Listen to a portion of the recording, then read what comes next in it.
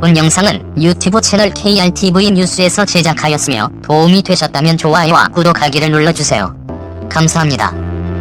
미국 관리들이 한국의 핵무장에 대해서 강력하게 경고를 하고 있지만 국제정치학자인 이충근 교수는 미국이 한국의 핵무장에 대해서 경제보복을 할 수 없다고 밝힌 바 있다.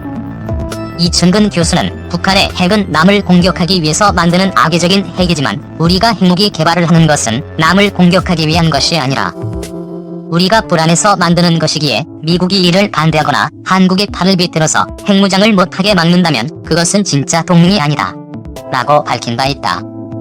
또 이충근 박사는 약 2년 전에 미국 한 세미나에 참석해서 질문을 한 바 있다.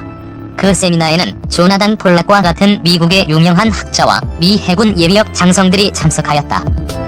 북한이 LA가 공격당할 수도 있으니 우리가 통일전쟁을 할 때 미국은 개입하지 마라 달라. 우리가 죽더라도 미국의 LA는 반드시 핵으로 공격하겠다. 서울을 위해서 LA를 희생시킬 수 있겠는가? 이렇게 북한이 미국을 협박한다면 한국전 당시처럼 미국이 씩씩하게 한국을 도와줄 수 있는가? 라고 질문하자 당시 참석자들은 오마이갓 이라고 하면서 매우 충격적이라는 반응을 보였다 라고 밝힌 바 있다. 딜레마에 빠진 미국의 아시아 대전략, 허약한 일본은 중국의 대항마로 역부족.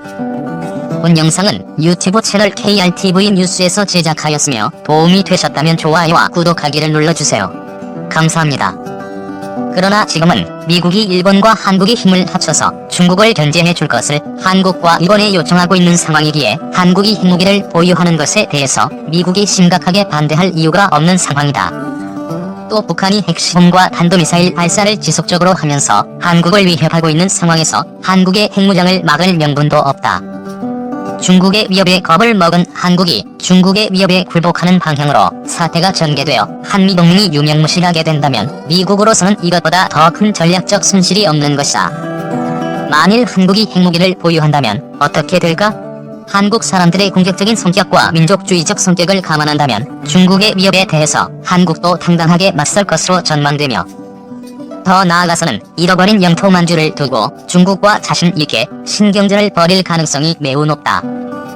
한국이 중국을 강력하게 자극하기를 바라는 뜻에서 미국은 한국과 올해 초에 한미우주 협정을 맺고 일본에게도 안중 미국의 우주기술을 한국에게 전수할 뜻을 밝힌 바 있다.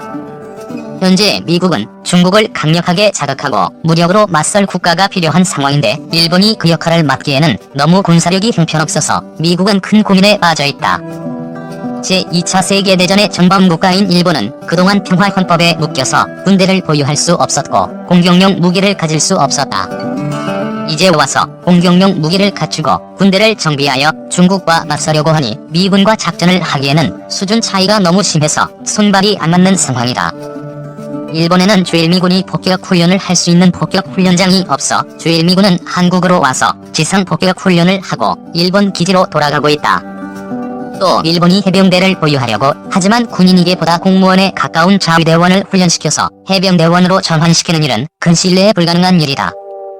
공격훈련이라는 것은 공격용 미사일만 구매한다고 해서 되는 일도 아니고 평소에 꾸준한 훈련을 통해서 적이 군사기지에 대한 공격용 좌표 수집 및 적응 침투 등 극한에 가까운 훈련을 해야 하는데 일본은 첨단 무기는 많이 보유하고 있지만 그런 훈련이 되어 있지 않아서 미국이 원하는 만큼 강력하게 중국을 압박하기에는 역부족인 상황이다. 게다가 일본의 국민성 자체가 온순한 양으로 바뀌어서 이제 일본이 주변국을 침략한다거나 전쟁을 일으킨다는 것은 불가능한 상황이 되어버렸다. 중국은 자신들이 태평양으로 진출하는 것을 일본이 막을 수는 있겠지만 일본이 자신들에게 군사적 포복을 할 수 있는 역량이 없다는 것을 잘 알고 있기에 일본에 대해서는 큰 두려움을 갖고 있지 않다. 또 반대로 일본의 군사력이 중국을 견제한다는 명분으로 너무 강대해지게 되면 제2차 세계대전 때 일본으로부터 공격을 받은 바 있는 미국에게는 그것도 달가운 일은 아니다. 즉 미국이 딜레마에 빠져 있는 것이다. 미국의 입장에서 한국이 중국을 강력하게 압박해주면 좋지만 중국의 핵미사일과 북한의 핵위협에 고스란히 노출된 한국 정부가 미국이 가지고 있는 핵전력만을 믿고서 중국을 강력하게 견제할 수는 없는 것이다. 북한의 군사적 위협에 급증하던 1970년대에도 주한미군이 철수한 바 있기에 한국 정부가 100% 미국의 핵무기만을 믿고서 군사적으로 중국과 대립할 가능성은 매우 낮다. 중국 및 세계 각국, 한국이 핵무기 보유해도 경제 제재는 불가능. 본 영상은 유튜브 채널 KRTV 뉴스에서 제작하였으며 도움이 되셨다면 좋아요와 구독하기를 눌러주세요. 감사합니다. 한국이 핵무기를 보유하게 된다면 중국이 경제보복을 할 것이라고 생각하는 사람들도 많이 있지만 중국이 한국에서 수입해가는 제품의 약 70%는 중국에서 조립되어 미국으로 수출되는 것이기에 중국이 한국을 경제제재한다는 것은 불가능한 일이다. 단적인 예로 모바일 제품에 들어가는 모바일 D램의 경우 삼성전자가 2016년 2분기에 61.5%, SK하이닉스가 25.1%의 시장 점유율을 기록하고 있다. 한국 업체가 세계 시장의 86.6%를 차지하고 있는 것이다. 또 일반 PC 및 가전제품용 반도체 D램은 2분기 현재 삼성전자가 47.4%, SK하이닉스가 26.5%를 점유하고 있다. 한국 업체가 총 73.9%를 점유하고 있다. 중국이 한국에 대해서 경제봉쇄를 하는 순간 중국 업체들은 한국 업체들로부터 각종 반도체를 공급받지 못하여 생산이 중단되고 이에 따라 수출 시장에서 막대한 손해배상 청구 소송을 당할 수 있다. 중국의 한국에 대한 경제보복이 장기화될수록 중국 업체들의 탈중국화가 가속화될 수 있기에 중국의 한국에 대한 경제보복은 불가능한 것이다. 이런 점들은 디스플레이, 자동차 및 선박용 부품 등으로 확대되면 중국의 피해는 눈덩이처럼 불어나게 된다.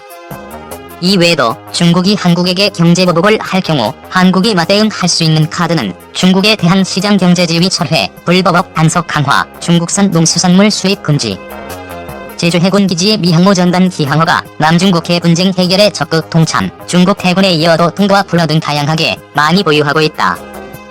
이런 조치는 경제 침체로 내부 혼란이 가속화되고 있는 중국 공산당에게는 치명적인 조치들로 자신들의 제1에서의 도련선 등 해양 정책이 그대로 무력화되는 것을 의미하기에 고통을 참을 수 없을 것이다. 이런 점을 우리 정부가 중국에게 잘 설명할 필요가 있다.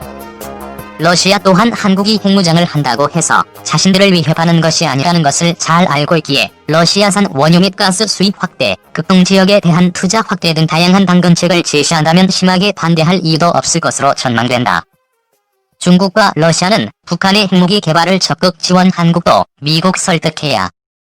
구소련은 북한과 1956년 2월 28일 모스크바에서 연합해경구소 조직에 관한 협정을 맺고 북한의 핵기술자 30여 명을 러시아 모스크바 근처 두비나 해경구소에 초청하여 기술을 전수하였다. 이들이 북한으로 돌아가 약 3천여 명의 북한 핵기술자들을 양성하였다. 또 1959년 9월 조소원자력 협정을 체결하고 1963년 6월 IRT 2000 연구용 원자로를 북한에 제공하였다. 당초 2메가와트급 규모로 10% 농축 우라늄을 원료로 사용하였으나 북한은 나중에 이를 8메가와트급으로 출력을 확장하는 등 기술 개발을 통해 본격적인 핵무기 개발에 착수하였다. 또 중국은 조선족 핵과학자 및 미사일 과학자들을 평양에 상주시키는 방법으로 핵무기 제조 기술과 미사일 개발 기술을 전수해주고 관성헌법 장치 및 미사일 운반 차량 등 다양한 제품을 북한에 제공하였다. 구소련과 중국은 한국과 일본 그리고 미국을 파괴하기 위해서 북한에게 다양한 방법으로 지난 수십 년 동안 핵무기 제조 기술을 전수하였다. 미국이 진정한 한국의 동맹이라면 국제공산 세력의 확장을 막기 위해서 한국의 핵무장을 막아서는 안 된다고 우리 정부가 강력하게 미국에게 말할 필요가 있다.